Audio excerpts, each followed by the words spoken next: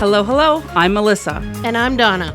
We're here sharing what we've learned as women, entrepreneurs, and moms. All while rocking our curves with confidence. It's a behind-the-scenes look at our lives and businesses. And a chance to tell our younger selves, go do the things that scare you.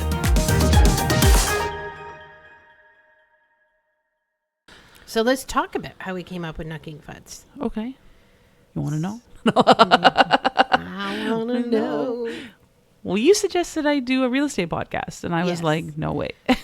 You totally should, like Cody Sanchez style, you should do real estate. Because there's so much about real estate that, you know, people are afraid to ask or unsure, like don't realize all the workings behind it. And yes, I still think that should be on your radar.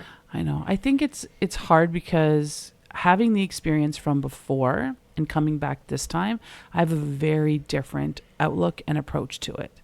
That lens, that perspective that we talked about. Which is great for the time it is, right?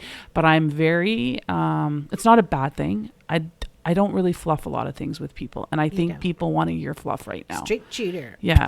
And I don't want to be like fluffing everything. No. It's like, if you don't want to listen to me for advice, or you called me in for a reason, right? Like you called me in, I'm telling you what I think. And then you're like, no, this is what I want to do.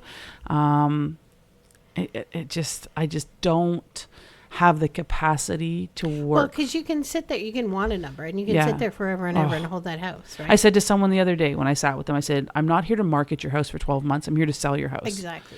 If you want you me have to be real, and you are very real. Well, thank you. And if you want me to market, we sat down with a spreadsheet and we did all the houses and we did all like the square footage and came up with an average per square foot, and it was bang on to the numbers that you were saying. So that's the math brain behind the feeling, right? Like, you know your numbers, and I think that's great. And there's so much value that you bring to the real estate world. I 100% think you should get your... It's a hard one too, because like, you've known me forever. Like, and I say that out of everybody that I know, you've probably known me the longest. So you knew me when I was a realtor. You knew me with Brag About It. You've known me selling Zaya. You've known me owning the hockey team, and you've known me coming back. If you met me when I had kids, I would say over 8 years old, and I was selling jewelry, you would never have known I sold real estate.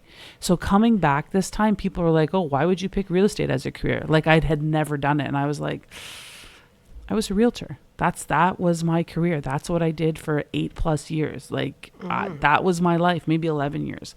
And they're like, really? And I'm like, yeah, it's weird. Like, it's weird. And when I tell people, well, I think people have a preconceived notion about realtors that, right? Like, and some of them are, that preconceived notion, but not all of them are, right? And you are definitely a total honest character, and you're so sweet. Hardworking, and call it like you see it, right? You're a no. Well, I remember working with Sean, and I remember showing Sean a house, and you had seen it, and then you were like, hey, Sean has to see it after. And I remember going through this house. I don't remember the name of the street, but I know the house backed onto Donovan Valley Parkway, the trail. Like Wyatt? Yeah, somewhere over there. And I remember Sean was working, and I remember showing him at night, and he said, Melissa, when we started in real estate, we had options. Like, we could have chose to deal with anyone. He says, but we chose to deal with you. And I'll never forget it. These words like stuck with me. He goes, is because you're honest and you tell it like it is. There's no BS with you. And I was like, thank you. I'll never forget that. Yeah. There was vermiculite in the attic in that house. I remember that house. See, and that's the house. Like, we saw it different times, and he said it, and I was like, wow, that's a nice compliment. So thank you. Yeah. But I would love to do one, but I think that maybe people don't want to hear it, but maybe they should hear it. So if you know me, then I'll tell you. But so maybe one day. Not right now. It's still a lot, right? I think that, it's hard. It's hard to tell people what they don't want to hear. And when it comes to your home first, because it's a home for a lot of people, but for me, it's also an investment. But I do think it helps people going into the process knowing ahead of time, like, okay, like, this is the reality, right? And it helps. I think it does. And I think Real housewives of the real estate world. Melissa. What? That'd be a great show. Because I'm housewives. I love housewives of everything. But I think being in real estate then and having to deal with markets then helps me today, because I see a lot of realtors out there today that don't understand true value. And a lot of them that I've come into contact with maybe got their license just prior to COVID, during COVID. During COVID, you didn't need to know value. Your house would sell itself and would sell itself for like thousands over asking. So you didn't go in with a condition. You went in over asking. You were 1 of 10, 1 of 15, 1 of 25. And now people are like, they're not used to that. But it's crazy, because when I started, I sat with so many sellers and I sat with buyers and I said, listen, a home should sell for 96 to 98% of asking. It will be on the market for 45 to 60 days. I said, at which time, if it's not selling, then we're going to sit down and reevaluate. And people expect now a home to sell overnight. They expect it to sell over asking. Like, again, thank you, social media. Yeah, instant gratification. It's crazy. It's crazy to me. It's even like, I think I spoke about this before, but I showed a house on Wednesday night, and beautiful townhouse. And it had been originally like priced at, I think, 1.2. They reduced it to $999. Went to show it. Agents like, Melissa, offer presentations tomorrow or whatever day. Maybe it was on Tuesday. Offer presentations this day, blah, blah, blah, blah. I'm like, okay, well, I don't think my clients will be bringing an offer, but keep me posted. I get a message, one of offer, 2 offer, 3 offer, 4 offer, 5 offer. And I'm like, this thing's going. Told my clients like, I ain't competing, blah, blah, blah, blah, blah. The next day I get a message from the agent and he says, there were 5 offers last night. The seller didn't accept 1. And now we're doing a price adjustment. We're increasing the price $150,000. Playing games. Yeah. Like, what the heck, man? Like, that is not knowing value. If it didn't sell at the $999, it ain't going to sell at the $1,150,000. Like, people see value. Market value is determined by buyers and sellers, right? Like, it is so out of whack that it just boggles my mind. And that's why you should do the podcast. Right? I know. Those people are listening to that guy who's telling them, right? That's a game. That's playing games. It's a game, but you know the sad, on the other side of that, which I don't think many buyers or sellers, well, my buyers know, sellers should know, but on the listing, you pull up the history of a listing, it will show every change. Price adjustments happen. Like, what does that say about your listing? So it's frustrating. Like, I sat with someone one time. I did an open house for an agent. This house was on the market for almost 11 months. The amount of changes in price point from high to low to back up, I felt so bad. Like, I felt so bad for the sellers. They're not my client, but that does not look good on your end. So no. I think I'm very honest and strategic. Yeah. Right? Like, before we listed the last one, we strategized a lot. Yeah. Right? Because it's different markets and different, right? And what is your goal? Yeah. And Yeah, but you also understand real estate. Yeah. Which is a huge benefit in doing business, right? But some people, this may be their first buy or first sell after buying in a high market, and they don't know. And unfortunately, if you bought in that market, oh my gosh, that desperate market, it's of trying crazy. To get something. Yeah. It's sad. It's sad to me. It's sad to me because there's a lot of people selling from a financial stress point. If you're buying now, it's fantastic. It's just the seller on that other end of it. It may not be great to work with. So, yeah, it started. So there's lots you can teach. You can teach on there.